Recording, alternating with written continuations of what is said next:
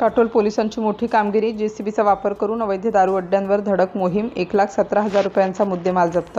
Katol police ठाण्याच्या हद्दीत अवैध दारू विक्रेत्यांविरुद्ध पोलिसांनी एक मोठी आणि धडक मोहीम राबवली आहे.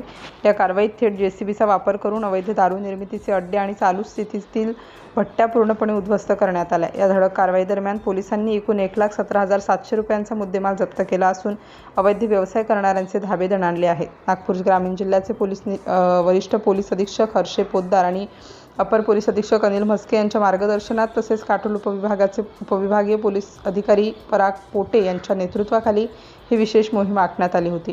काटोल पोलीस ठाण्याचे प्रभारी अधिकारी तथा पोलीस निरीक्षक रणजित शिरसाट यांच्यासह काटोल उपविभागातील अधिकारी आणि अंमलदारांच्या पथकाने 6 जून 2026 रोजी मौजा, पारधी, बेडा, डोंगरगाव आणि घुबडमेट या परिसरात एकाच वेळी छापे टाकले. या दुर्गम भागात जेसीबीचा वापर करून अवैधरित्या मोहफूल गावठी दारू गाळणाऱ्या अड्ड्यांवर जोरदार कारवाई करण्यात आली.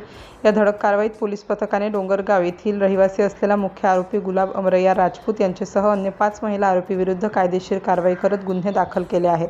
पोलिसांनी कारवाईच्या ठिकाणाहून अवैध दारू काढण्यासाठी तयार करण्यात आलेल्या रनिंग भट्ट्या आणि इतर साहित्य हस्तगत करून पट्ट्या जागच्या जागी नष्ट केल्या. या संपूर्ण मोहिमेत पोलिसांनी पंचासमक्ष एकूण 2800 लिटर मोहफूल सडवा, 90 लिटर तयार मोहफूल गावठी दारू, प्लास्टिक आणि लोखंडी ड्रम, जराऊ लाकूड तसेच दारू गाळण्याचे इतर साहित्य असा एकूण 1,17,700 रुपयांचा माल जप्त केला. यातील नाशवंत मुद्देमाल घटनास्थळावरच रितसर पंचनामा करून नष्ट करण्यात आला. या प्रकरणातील सर्व आरोपींविरुद्ध महाराष्ट्र दारूबंदी अधिनियमान्वये एकूण 6 गुन्हे नोंदवण्यात आले असून काटोल पोलीस या प्रकरणाचा पुढील कायदेशीर तपास करीत आहेत.